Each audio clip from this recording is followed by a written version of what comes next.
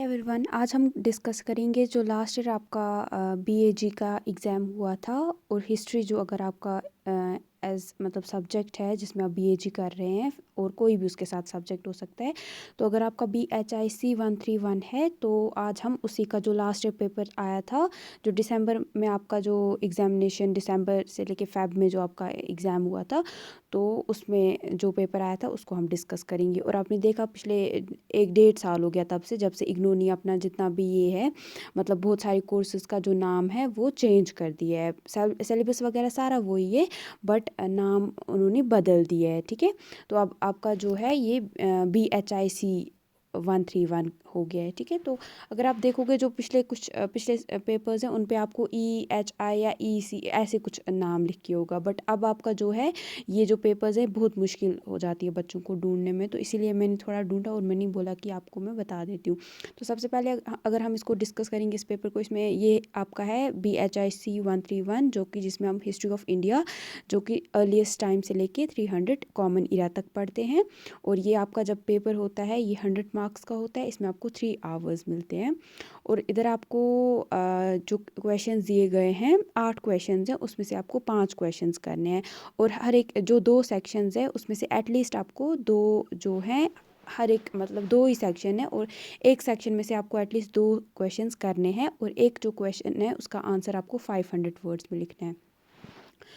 तो सबसे पहले इन्होंने आपको सवाल पूछा है, evaluate the Buddhist and Jain literature as sources of ancient Indian history. तो आपको जो अब हमारे पास हमने जो लिटरेरी सोर्सेज में पढ़ा है ना, जो जिससे मतलब लिटरेरी सोर्सेज जो हिस्ट्री का है उसमें कैसे हमें हिस्ट्री के बारे में पता चलता है, तो उसमें हमने जैसे ऋग्वेदा वगैरह जो पढ़ा था, बट वो इसमें नहीं आएगा। इसमें सिर्फ पूछ रहा है बुद्धिस्ट और जैन लिटरेचर के बारे में। ठीक है, तो आपको बताना है कि वो कौन कौन से सोर्सेज है जो हमें एंशिएंट हिस्ट्री पढ़ने में मदद देते हैं। उसके बाद आपको बताना है critically discuss the various theories of decline of the Harappan civilisation. यहाँ पे आपको बताना है कैसे अलग अलग जो थ्योरीज वगैरह हैं जो बोलते हैं कि हड़प्पन सिविलाइजेशन को कैसे जो वो ख़त्म हो गई, वो कैसे अलग अलग जो थ्योरीज हैं वो बतानी है आपको, जिसमें ये बोला जाता है कि हड़प्पाज जो थे या हड़प्पन सिविलाइजेशन थी वो कैसे ख़त्म हो गई। उसके बाद है आपका तीसरा सवाल, इसमें आपको बोला है कि आपको कुछ फीचर्स बताने हैं, सेलिएंट फीचर्स बताने हैं लेटर वैदिक इकॉनमी के। ठीक है, जो लेटर वैदिक इकॉनमी थी उसमें क्या क्या मतलब उसके अपने जैसे वैदिक पीरियड की एक किस्म की इकॉनमी थी, तो जो लेटर वैदिक पीरियड की इकॉनमी थी वो क्या ऐसी बातें थी उसमें जो कि उसको अलग बनाती है उससे। ठीक है, अर्ली वैदिक पीरियड से, वो आपको बताना है। उसके बाद आपको एक जो फोर्थ आपका क्वेश्चन है, इसमें आपको चॉइस दी गई है ना, मतलब यहाँ पे आपको चार सवाल मतलब 4 पार्ट्स दिए हैं, उसमें से आपको कोई 2 करने हैं। तो और एक अगर आप करोगे तो वो 250 वर्ड्स का होना चाहिए। तो सबसे पहले आपको बताया कि major geographical influences on Indian history. तो जो भी मतलब ज्योग्राफी के रिलेटेड जो भी हमारे इंडियन जो रीजन मतलब अलग अलग है ना हमारे यहाँ कंट्री में, उसका इंडियन हिस्ट्री पे क्या मतलब असर पड़ता है। आप देखोगे हर एक जो अलग स्टेट है हमारे यहाँ, उस पर अलग अलग वहाँ का क्लाइमेट अलग है, फिर वहाँ उसी हिसाब से वहाँ की हिस्ट्री भी ये बनी है ना, तो वो आपको यहाँ पे डिस्कस करना है।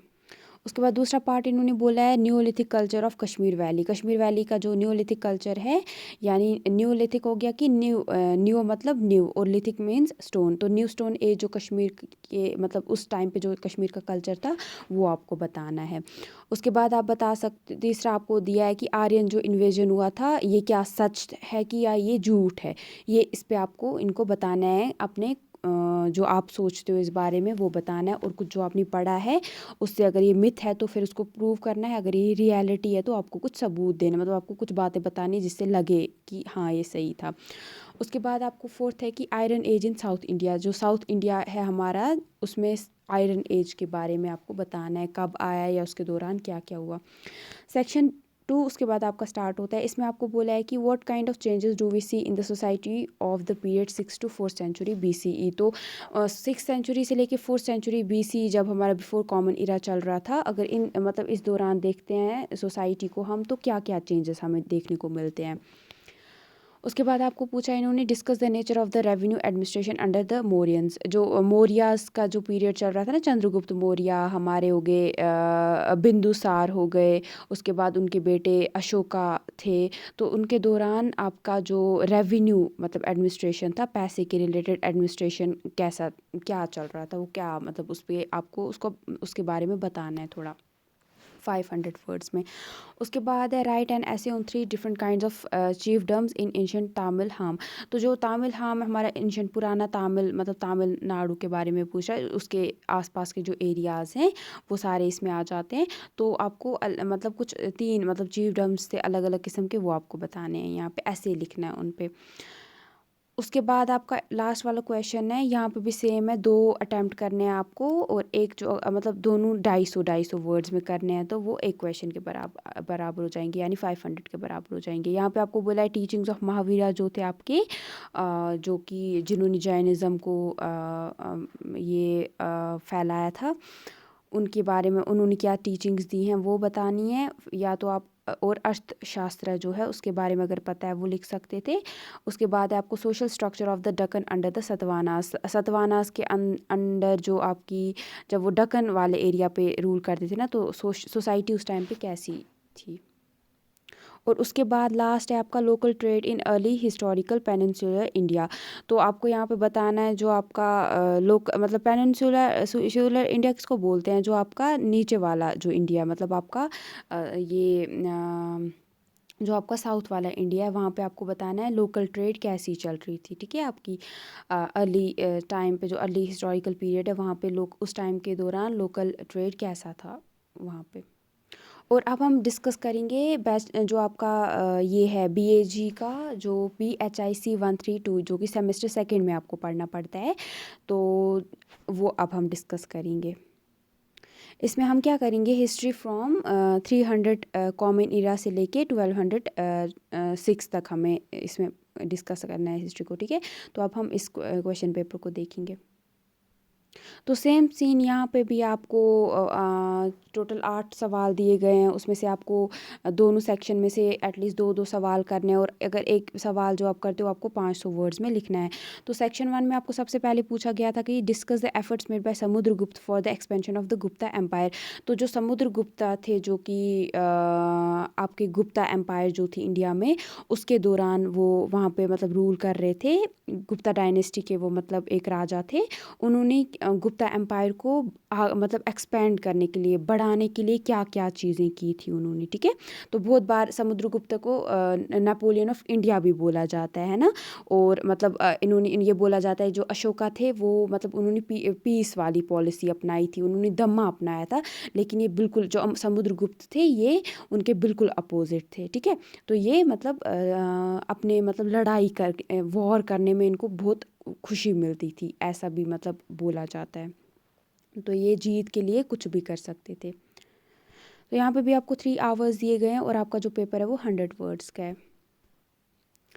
उसके बाद है आपका सेक्शन 1, तो सॉरी सेक्शन 1 में आप अभी हमने देख लिया। तो सेक्शन 2 का जो सेकंड क्वेश्चन है वो है कि आपको बताना है चोला एडमिनिस्ट्रेशन जो थी आपकी साउथ इंडिया में वो क्या चल रही थी, कैसे चल रही थी, वो कैसे एडमिनिस्टर कर रहे थे ना, मतलब उस चोला एडमिनिस्ट्रेशन के बारे में आपको बताना है। ठीक है, वो कैसे अपने एरिया को एडमिनिस्ट्रेट करते थे। उसके बाद आपको तीसरा सवाल है give an analytical account of the changing social structure in the post Gupta period. तो जब गुप्ता पीरियड ख़त्म हो जाता है तो उसके बाद आपका क्या सोसाइटी में क्या क्या मतलब चेंजेस वगैरह आते हैं वो आपको बताना है। उसके बाद चौथा सवाल है आपका, आपको बताना है कि जो चालुक्यास, पल्लवास, पांड्यास जो कि साउथ इंडिया में आए थे वो कैसे इमर्ज हुए। ठीक है, किस डायनेस्टी के बाद वो आए और वो कैसे राइज किया उन्होंने। उसके बाद हो जाता है आपका सेक्शन 2 स्टार्ट। इसमें आपको करना है write a note on the emergence and expansion of the Rashtrakuta empire. तो जो राष्ट्रकूटा एम्पायर है उसका वो कैसे इमर्ज होती है, कैसे वो मतलब सीन में आती है और कैसे एक्सपेंड करती है, कैसे वो अपने आप को बढ़ाती है, बहुत सारे एरियाज़ को अपने अंडर लाती है, वो बताना है। उसके बाद आपका सवाल है discuss the factors that led to the Turkish military successes in India and elsewhere. तो आपको यहाँ पे बताना है जो टर्किश थे उनकी मिलिट्री के अंदर क्या क्या वो मतलब बातें थी जिसकी वजह से उन्होंने इंडिया के मतलब राजपूत वगैरह को भी हरा दिया, और बाकी जो अब जहाँ जहाँ पे भी वो जाते थे उन आर्मी को हरा देते थे, ऐसा क्या था उनके अंदर। उसके बाद 7th आपका क्वेश्चन है, write a note on the important features of the political and military system of the Rajput. तो राजपूत जो थे हमारे, उनके पॉलिटिकल और मिलिट्री सिस्टम जो उनका था उसके बारे में जो इम्पोर्टेंट बातें हैं वो आपको बतानी थी। उसके बाद है आपका लास्ट सवाल, इसमें भी आपको यहाँ पे 4 दिए गए हैं टॉपिक्स, इसमें से किसी 2 पे आपको लिखना है और 250 वर्ड्स में लिखना है। तो यहाँ पे आपको पुष्य बुटीज जो है अगर पता है तो वो लिख सकते थे, चरिता काव्य और तांत्रिज्म और चचनामा जो थी उसके जो सिंध में किताब एक लिखी गई थी सिंध की हिस्ट्री के ऊपर, तो वो उस पर अगर इसके बारे में आपको कुछ पता है तो आप ये लिख सकते थे। तो ये था आपका लास्ट ईयर के मतलब BHIC 131 और BHIC 132 के जो इम्पोर्टेंट मतलब जो आपके टॉप ये थे क्वेश्चन पेपर्स वो। बाकी अगर आप और जो इससे पिछले जो आए थे अगर वो आप चाहते हो मतलब 2018-2019 के, देन मैं वो भी आपको अपलोड कर दूँगी इस पे।